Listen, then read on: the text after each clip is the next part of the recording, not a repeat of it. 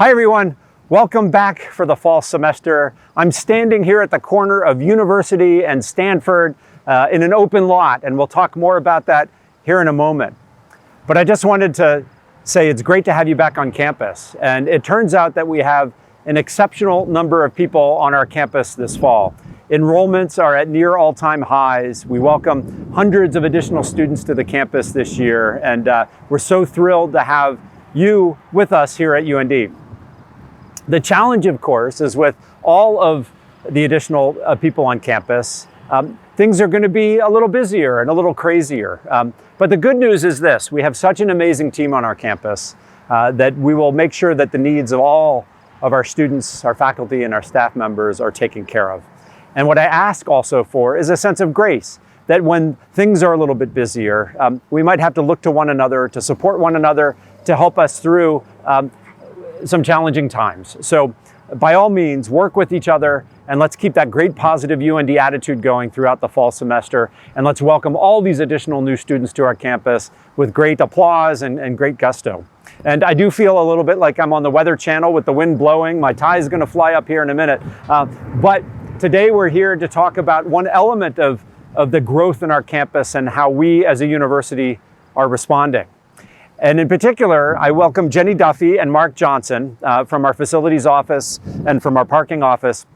Actually, you have a much broader role, Jenny. Jenny runs auxiliary services, which includes parking. And this is a chance for us to talk about changes that are happening to our parking enterprise that we think all of you will be interested in. This is just one of the many ways that our campus is responding to this influx of additional students. So, Jenny, I would like to just turn it to you first and ask the question about why are we making changes and what do some of those initial changes look like for the campus? So we're anticipating a significant increase in freshman students living on campus this fall. And we needed to make some changes to accommodate parking close to the residence halls with 24-hour access. So we made changes to a few of the lots, the Fritz auditorium lot, the facilities lot. There were changes there really to accommodate the resident hall students. We also had to make some changes to the lots on the core of campus to accommodate the commuter students that have historically parked over at the Fritz auditorium lot. So you'll see changes at Burtness and Gustafson and the Hislop lot. We've also made some changes to Greek parking. So we just encourage you again to check out our website and view the maps and the zone changes. So there's kind of this flow, right? You accommodate more of the students, and of course there's going to be effects on the rest of the campus as well. And I do know that we will have one remote lot that will be served with shuttle service as well. So could you say more about the shuttle service and what's going to be offered there? Yeah, we're excited about the new park and ride shuttle that we'll be offering. It will provide a continuous loop from the Jimmy John's lot to the back side or the south side of the Memorial Union. And this lot, or the shuttle, will be for A&S permit holders, and it will run on days that classes are in session. For additional information on the shuttle, you can check out the Campus Shuttle website. But now permanent changes. So I think right now the only permanent change is coming with the parking ramp. So share, if you could, a little bit about what's happening with the ramp. Yeah, that's another exciting change for parking. We are going to convert it to mixed use for the entire ramp. So it will be open for ramp permit holders as well as hourly pay-to-park parking. That can be for students, faculty, staff on campus, as well as campus visitors and guests. And we're really excited about this and the decrease in confusion it's going to create for our guests coming to campus. Right, so do I park on the 4th floor, the 5th floor? All those things, you can park anywhere. Anywhere you want. Right, if you have a permit or if you're doing the pay for parking. Pay for parking. Yeah, exactly. Awesome. So now, Mark, over to you, because we're standing in this big field. So tell us what's happening here, and hopefully it's exciting news for the campus. Well, I think it's exciting, and the sign says it all.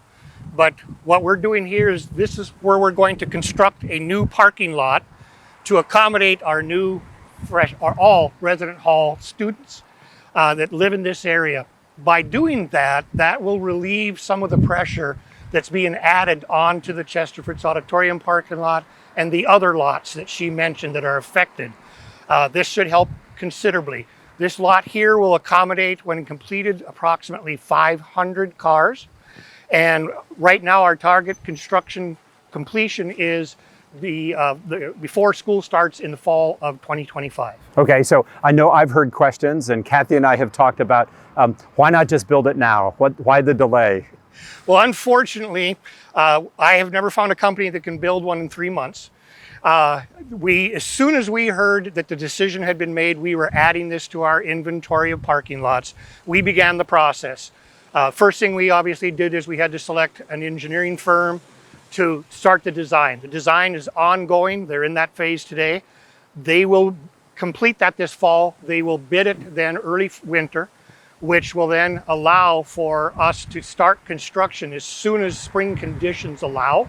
So winter dependent.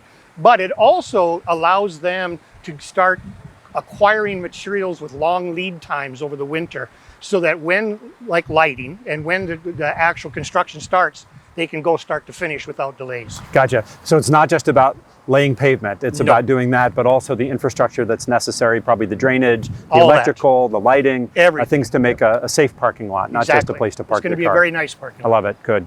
So now, Jenny, back to you. We mentioned this a couple times in our talk about getting more information about all the changes that you've referenced, as well as the future of this parking lot here. Can you share insights about how people get that information? Yeah, so if you haven't seen the email yet, check your inbox. An email was sent out to campus on August 2nd with information on the changes coming this fall for both parking and the shuttle. You can also check out the Parking Services blog and the Parking Services website, where regular updates are always posted. And then, as always, if you have any questions or concerns, you can reach out to parking at und.edu or by calling 777-3551. Well, Jenny and Mark, thanks for being here. And Jenny, thanks to you and Carrie and her whole team for what you do to make our parking system safe and efficient and supportive of the campus mission. So great job. And to all our members of our campus, welcome back. It's good to have you back on campus. Again, let's keep looking out for each other, our well-being, and how things are going on the campus. And when you run into trouble, reach out. And there are certainly answers here among many of the great offices that we have that are here to support you. Enjoy the semester.